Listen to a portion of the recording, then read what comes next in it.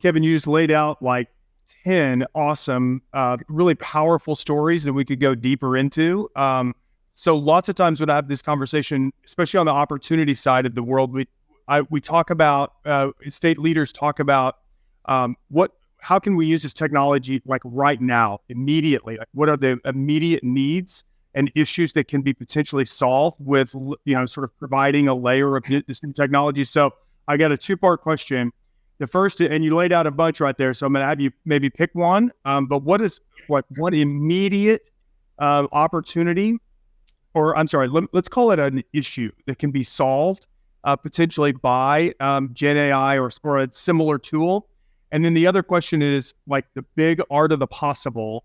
What is the one really, and you just named them, I mean, fewer deaths in child welfare, less time spent engaged in. I mean, those are big outcomes. But if you could pick one that you're most excited about on the immediate need, and one that you're most excited about on the sort of big, awesome, transformational opportunity.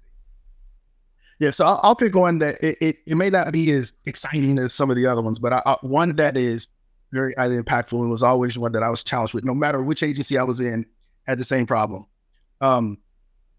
Processing applications, just getting an accurate intake, no matter what, whether it's Medicaid eligibility, SNAP, TANF, child welfare, processing an application and the time it takes to process applications.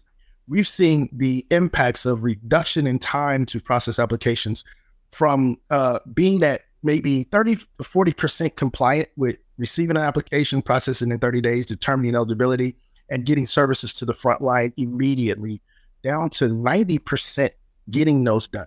How Cardinality is leveraging AI and machine learning is being able to bring automating and giving a real-time transparency portal, engaging with the client, making sure that the client knows upfront, I need these items to be accurate. And when you submit the wrong one, maybe they submit the wrong one and they don't think about it 3 days later, they look and they submitted the wrong application, but we've lost 3 days.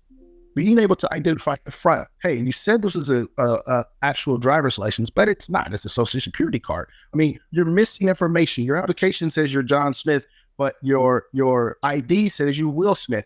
Any of those things that happen, we leverage the solution to capture that information. And what it has done is enabled the time from getting that application received and that accurate application down to fraction of the time that has happened in the past, enabling the frontline worker to then get the evidence they need to confirm that they are now eligible for the services.